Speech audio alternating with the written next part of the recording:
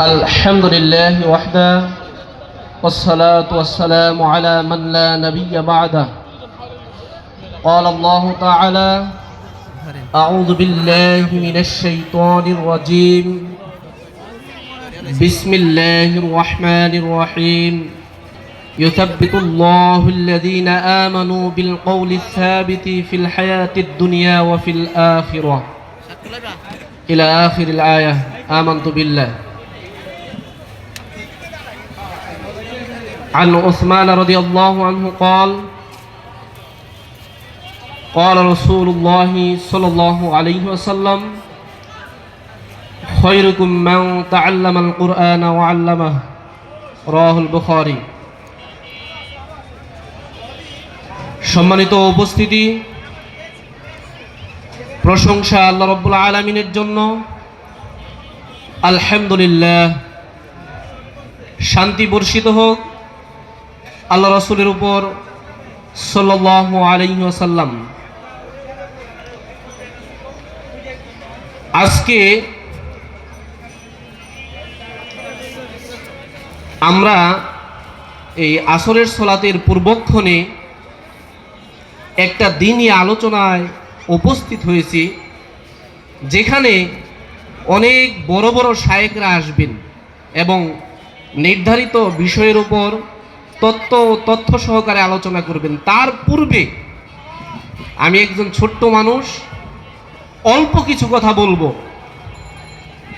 যেখানে কুরআন এবং হাদিসের কথা হবে সেখানে মনোযোগ দিয়ে শুনতে হবে, এ কথাই ঠিক।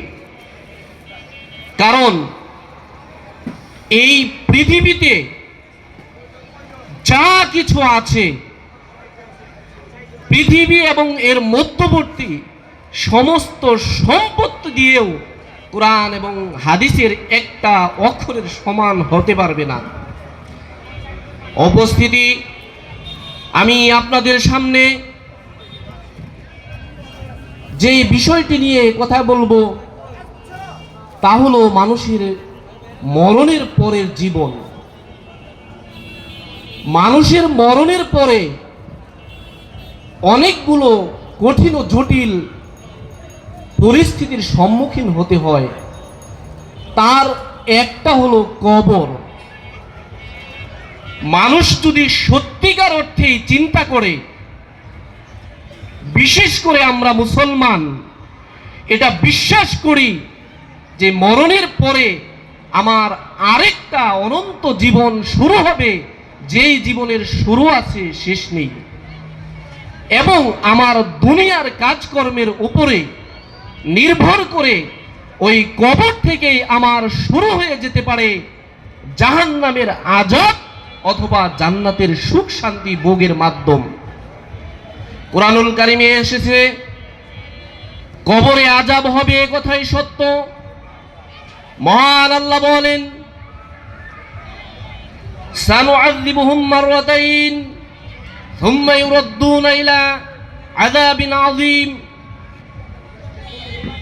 আমি মানুষকে বারবার শাস্তি দিব, অতঃপর তাকে ফিরিয়ে নেওয়া হবে এক মহা শাস্তির দিকে। এই বারবার শাস্তি হলো কবরের শাস্তি। তারপরে তাকে মহা শাস্তি তথা জাহান্নামের শাস্তির দিকে ফিরিয়ে নেওয়া হবে। এইভাবে কোরআনের অনেক আয়াত রয়েছে, আপনি খুলে দেখবেন কবরের আযাব সত্য। সূরা আনআম 6 নম্বর সূরার 93 নম্বর আয়াত, সূরা ইব্রাহিম 14 নম্বর সূরার 27 নম্বর আয়াত, সূরা মুমিনুন 23 নম্বর সূরার 45 এবং 46 নম্বর আয়াত। খুলে দেখুন কবরের আযাব সত্য। কি আযাব হবে? عن أبي سعيد الخدري رضي الله عنه يقول আবু সাঈদ খুদরি রাদিয়াল্লাহু আনহু বলেন قال رسول الله صلى الله عليه وسلم রাসূল সাল্লাল্লাহু আলাইহি ওয়াসাল্লাম বলেছেন, যখন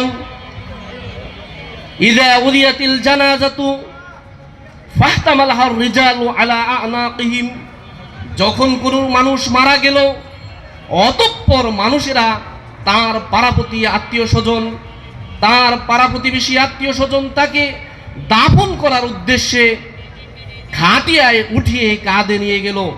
ফাইন কানাত সালিহাতান, যদি ওই ব্যক্তি দুনিয়াতে সৎ জীবন যাপন করে থাকে, কোরআন এবং হাদিস মোতাবেক তার জীবন পরিচালিত করে থাকে, তাহলে বলবে ক্বালাত কদ্দিমুনি কদ্দিমুনি, এই লাশ বলতে থাকবে আমাকে সামনে নিয়ে যাও, সামনে নিয়ে যাও।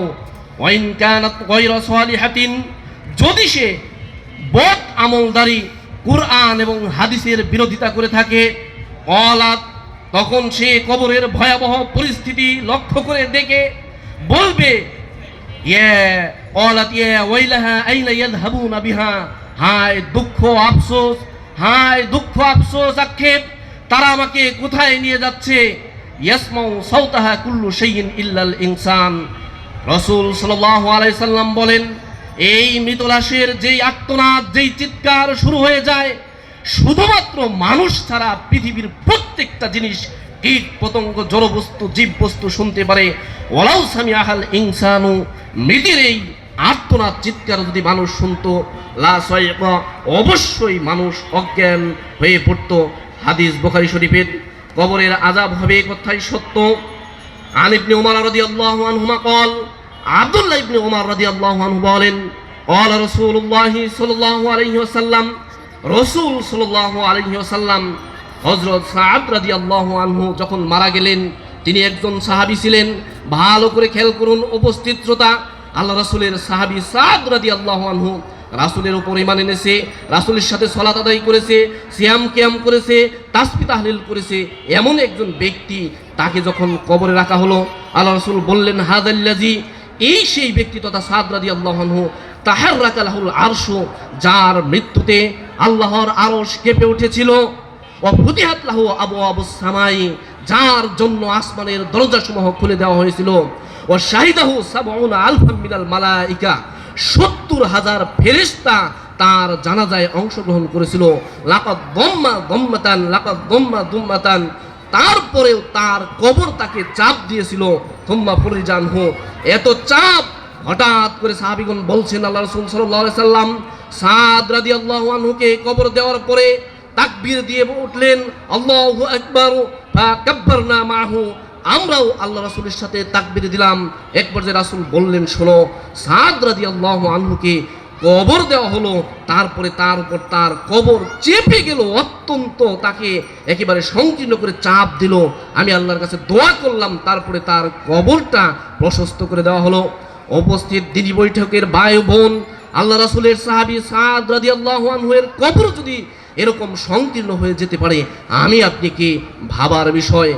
আন উসমান রাদিয়াল্লাহু আনহু আন্নাহু ইযা কানা ওয়াকাফা আলা কবরিন, ওসমান রাদিয়াল্লাহু আনহু বর্ণনা করছেন নিজের ব্যাপারে যে তিনি যখন কবরের পাশে থামতেন, কবর দেখতেন বাঁকা, তিনি কবরের ভয়াবহ চিত্রের কথা মনে করে কেঁদে ফেলতেন, এত কাঁদতেন, হাত্তা ইয়াবুল্লা লিহিয়াতাহু, তার দাড়ি ভিজে যেত।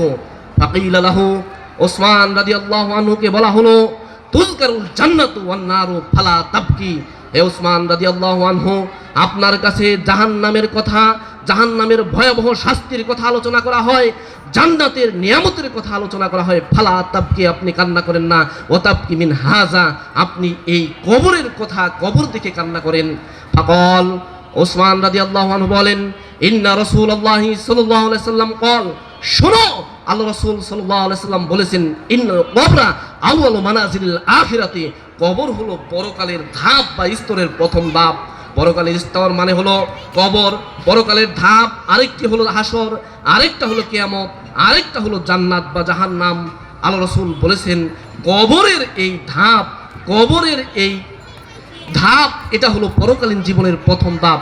ফাইন নাজা মিনহু ফামা বাদাহু আইসারু মিনহু, কোনো মানুষ যদি কবরে মুক্তি পেয়ে যায়, কবরে যদি তার নাজাত হয়, তার পরবর্তী ধাপ বা স্তরগুলো সহজ হয়ে যাবে।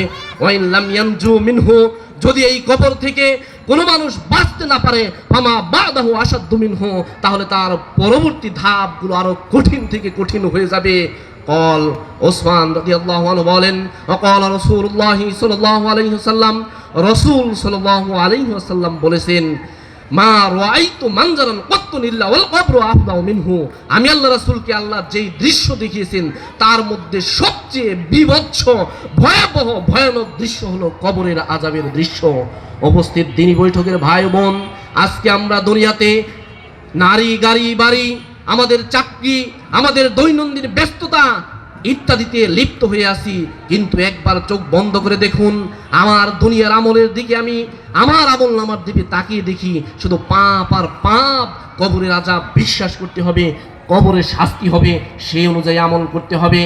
আন ইবনে আব্বাস রাদিয়াল্লাহু আনহু قال, আব্দুল্লাহ ইবনে আব্বাস রাদিয়াল্লাহু আনহু বলেন, মারান নবী সাল্লাল্লাহু আলাইহি ওয়াসাল্লাম বিকবরাইনি, একদা আল্লাহ রাসূল সাল্লাল্লাহু আলাইহি ওয়াসাল্লাম দুইটি কবরের পাশ দিয়ে যাচ্ছিলেন। ফাকাল, হঠাৎ করে তিনি বললেন, ইন্নাহুমা লা ইউআযাবান, নিশ্চয় এই কবরের দুই বাসীকে, কবরবাসীকে শাস্তি দেওয়া হচ্ছে।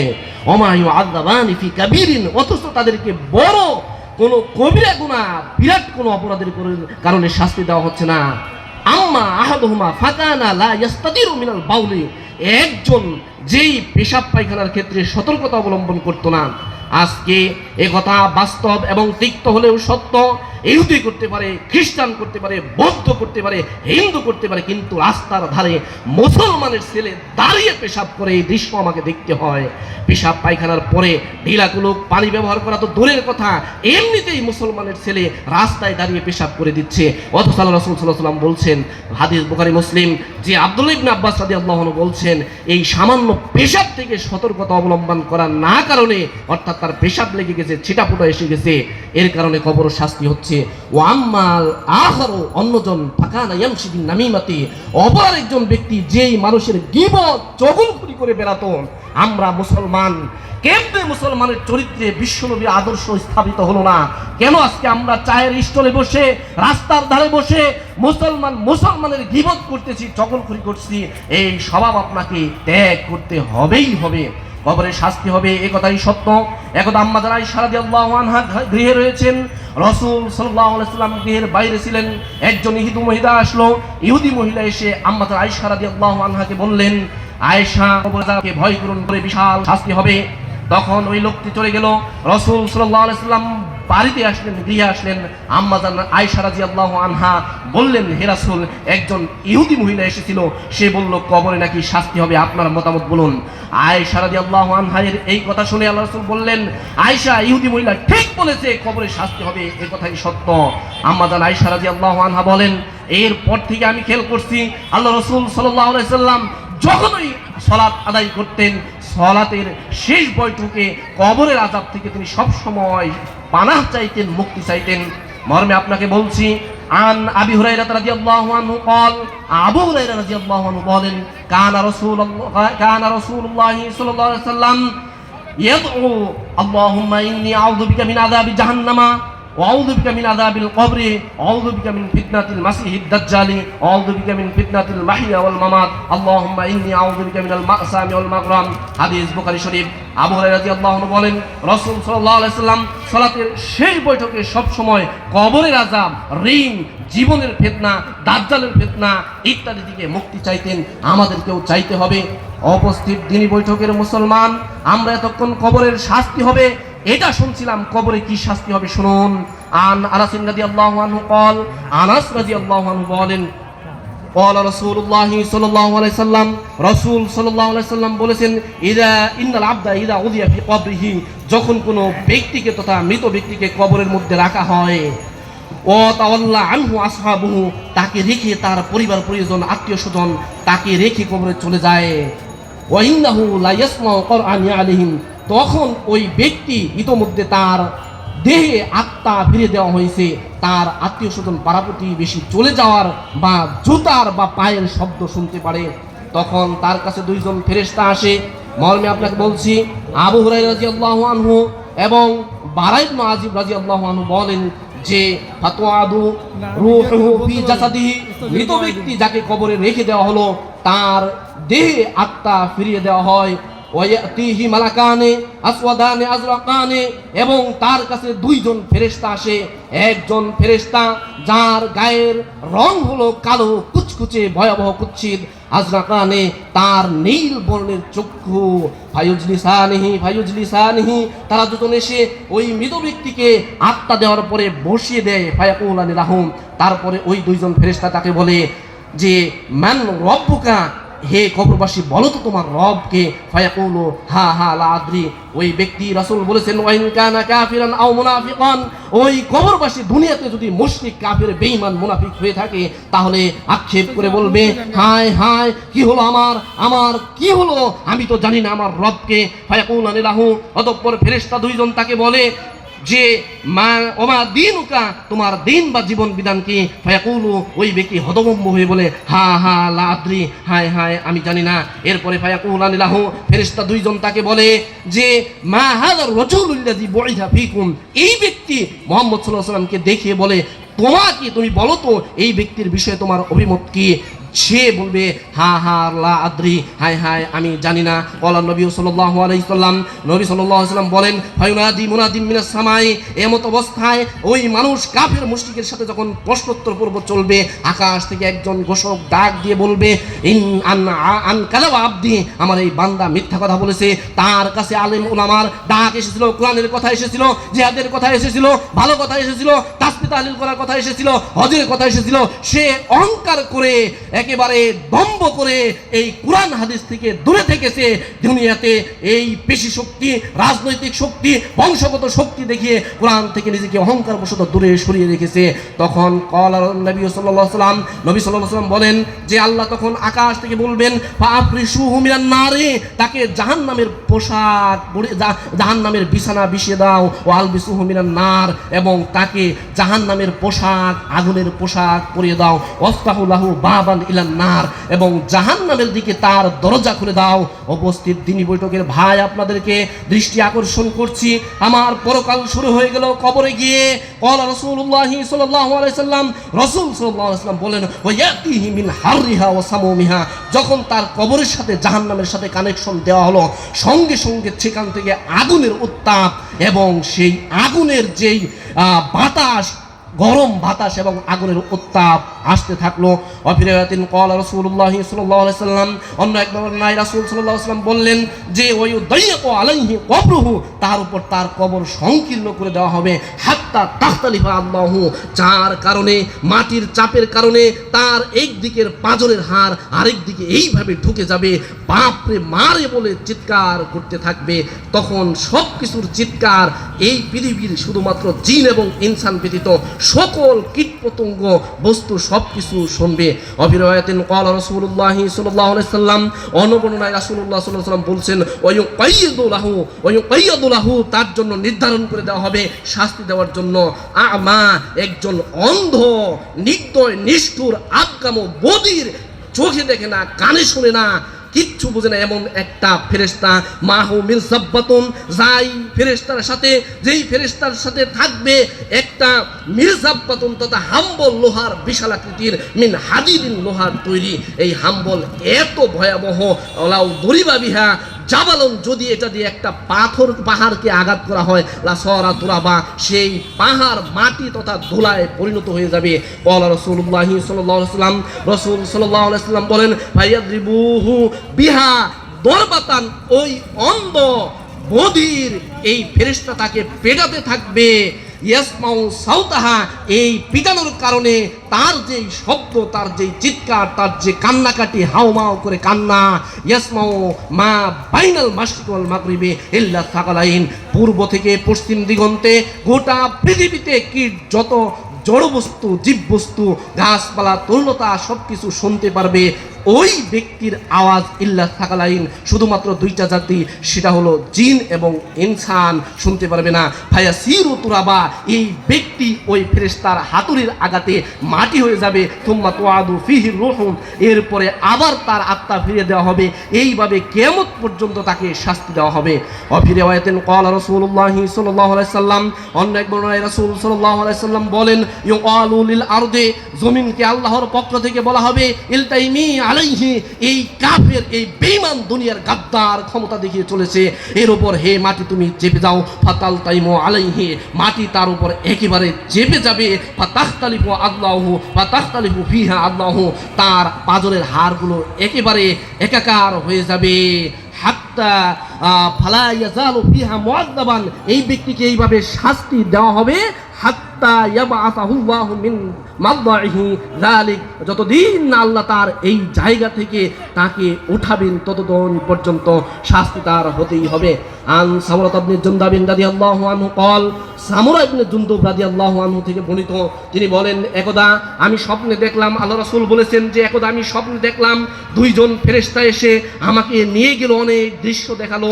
একটা দৃশ্য এমন ছিল যে একজন ব্যক্তি যে কিনা বসে আছে, তাকে তার চোয়ালের ভিতর দিয়ে বড়শি লোহার আকড়া ঢুকিয়ে একেবারে তার চোয়াল গাল ছিঁড়ে ছিন্ন বিচ্ছিন্ন করে দেওয়া হচ্ছে। আমি বললাম, হে ফেরেশতা, এরা কারা? তখন ফেরেশতা বলল, সামনে চলুন। তারপরে আবার দেখলাম একজন ব্যক্তি যাকে পাথর মেরে তার মাথাটাকে ছিন্ন বিচ্ছিন্ন, মস্তকগুলোকে একাকার করে দেওয়া হচ্ছে।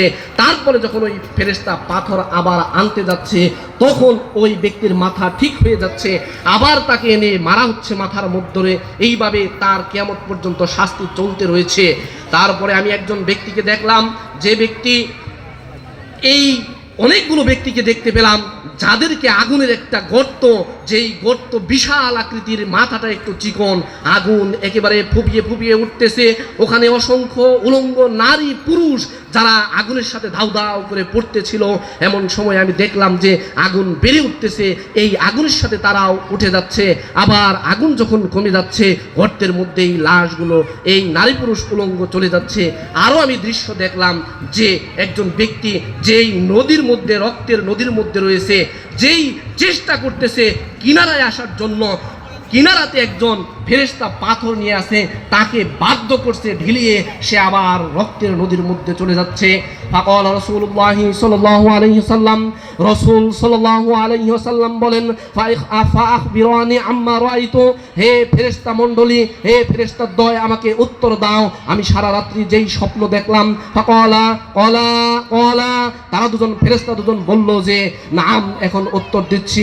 আম্মাল্লাযী রাআইতাহু, ওই ব্যক্তি যাকে আপনি দেখলেন, যার চোয়াল ফাটিয়ে দেওয়া হচ্ছে, চোয়াল একেবারে ছিন্ন বিচ্ছিন্ন করে দেওয়া হচ্ছে, যে এমন একজন ব্যক্তি, ফাকাজ্জাব, সে হলো মিথ্যাবাদী, ইউহাদ্দিসু বিল কিযবাতি, মিথ্যা কথা বলতো, মিথ্যা কথা ফাতুহমালু আনহু, মিথ্যা তার থেকে রটানো হতো, হাত্তা তাবলুগাল আফাক, মিথ্যা এত বলতো একেবারে গোটা পৃথিবী ছড়িয়ে যেত। আজকেও দেখবেন মিডিয়াতে ইহুদি খ্রিস্টান করতে পারে, হিন্দু বৌদ্ধ করতে পারে, মুসলমান তার রাজনৈতিক গণতন্ত্র, ষড়যন্ত্র, রাজতন্ত্র, এই তন্ত্রের নামে একজন আরেকজনকে, একদল আরেক দলকে সত্য কথাটাকে চাপিয়ে যত মিডিয়া আছে সবগুলো ব্যবহার করে মিথ্যা ছড়িয়ে দিচ্ছে। মুসলমান কেন এটাগুলো আমি বুঝতে পারি না। এটা নবীজির স্বভাব হতে পারে না, রাসূলের সৈনিকের আদর্শ হতে পারে না। এই মিথ্যার কারণে তাকে শাস্তি দেওয়া হচ্ছে কবরের মধ্যে, তার এই দুই সাইড দিয়ে লোহার আকড়া বা বসি ঢুকিয়ে ছেড়ে দেওয়া হচ্ছে। ফাকাল রাসূলুল্লাহ সাল্লাল্লাহু আলাইহি ওয়াসাল্লাম, রাসূল সাল্লাল্লাহু আলাইহি ওয়াসাল্লাম বলেন যে ফায়ুসনাউ বিহি ইলা ইয়াউমিল কিয়ামাতে, এই ব্যক্তির সাথে কবরের মধ্যে কিয়ামত পর্যন্ত এই আচরণ তথা এই শাস্তি দেওয়া হবে। ওয়াল্লাযী রাআইতাহু, হে রাসূল শুনুন, ওই ব্যক্তি যাকে আপনি দেখলেন, ইউসদাহু রাসুহু, যাকে পাথর মেরে মাথা ফাটিয়ে দেওয়া হচ্ছে। ফারাজুলুন, এমন ব্যক্তি, ওই ব্যক্তি আল্লামাহুল্লাহুল কুরআনা, যাকে আল্লাহ কোরআন শিক্ষা দিয়েছিলেন, ফানামা আনহু বিল্লাইলে, কিন্তু এই কোরআনকে গবেষণা করে নাই, কোরআনকে চর্চা করে নাই, রাত্রিবেলায় কোরআন থেকে গাফেল থেকে সে ঘুমিয়েছে। ওয়ালাম ইয়ামাল ফিহি বিন্নাহারে, দিনের বেলায় কোরআন অনুযায়ী আমল করে নাই। আপনি কোরআন পড়েছেন, কোরআন জেনেছেন, কোরআনের বিধান যদি আপনি বাস্তবায়ন না করেন ব্যক্তি জীবনে, পারিবারিক জীবনে, সমাজ জীবনে, রাষ্ট্রীয় জীবনে, তাহলে আপনাকে মৃত্যুর পরে এই শাস্তি দেওয়া হবে। এই কথাই চূড়ান্ত। রাসূল সাল্লাল্লাহু আলাইহি ওয়াসাল্লামকে ফেরেশতাদ্বয় বললেন যে ওয়াল্লাযী রাআইতাহু, ওই ব্যক্তি যাকে আপনি দেখলেন, আল্লাহ তাকে কোরআন শিক্ষা দিয়েছিলেন, কোরআন অনুযায়ী আমল করে নাই, এই জন্য তাকে শাস্তি দেওয়া হচ্ছে। ফায়ুফআল বিহি ইয়াউমাতে, কিয়ামত পর্যন্ত এইভাবে শাস্তি হবে। ওয়াল্লাযাইতাহু ফিস সাকবে, ওই ব্যক্তি আপনি গোতের মধ্যে দেখলেন অনেকগুলো নারী পুরুষ যারা উলঙ্গ হয়ে আগুনের দাউ দাউ করে, তারাও ফাহুমুজ জুনা, তারা হলো দুনিয়া এবং পাপে যারা জেনা বিবাহ করছে এদের সাথে এই আচরণ করা হচ্ছে। আজকে হিন্দু করছে, মুসলিম কেন এই স্বভাব নিল? মুসলিম ছেলেমেয়েরা কুরআন না জানার কারণে, আলেম ওলামাদের কাছে না থাকার কারণে আজকে কলেজে বিশ্ববিদ্যালয়ে পর্যন্ত আমি ওপরা করে এসেছি, দেখেছি কার ছেলে কার মেয়ে কার সাথে জেনা করছে, অথচ তারা মুসলমান। অবাক কাণ্ড। এই জেনা বিবেচনা করার কারণে, জেনা বিবেচনা করার কারণে কিয়ামতের আগেই কবরের মধ্যে শাস্তি হবে। কিন্তু কে করছে? আপনি ছেলে করছে, আপনার মেয়ে করছে, আপনার ভাগ্নি করছে, এটা থেকে তাকে বাঁচাতে হবে। এই বাঁচানোর মাধ্যম হলো কোরআন এবং হাদিস শিক্ষা দেওয়া। ফাকালা, তারা তো বললেন ওয়াল্লাযী রাআইতাহু ফিন নাহরি আকিলু রিবা, ওই ব্যক্তি যাদেরকে আপনি দেখলেন যে রক্তের নদীর মধ্যে, তারা হলো সুদখোর। আজকে আমাদের পৃথিবীতে, গোটা পৃথিবীতে সুদখোরের অভাব নাই। ব্যক্তি পর্যায় থেকে গ্রাম পর্যন্ত দেখি টাকা লাগাচ্ছে। আমাদের গোটা সেক্টর, রাষ্ট্র একেবারে জিম্মু হয়ে গেছে সুদের কবলে। আল্লাহ রাব্বুল আলামিন আমাদেরকে এই সুদ থেকে, এই জিনা ব্যভিচার থেকে, কোরআনবিহীন আমল থেকে বেঁচে থাকার তৌফিক দান করুন। উপস্থিতি, আপনাদের সামনে কোরআন এবং হাদিস থেকে যেই কথাগুলো বললাম, আল্লাহ সর্বাগ্রে আমাকে এবং আপনাদের সকলকে একেবারে পুঙ্খানুপুঙ্খ চলার তৌফিক করুন। আমিন ওয়া দাওয়ানি আলহামদুলিল্লাহি রাব্বিল আলামিন। আসসালামু আলাইকুম।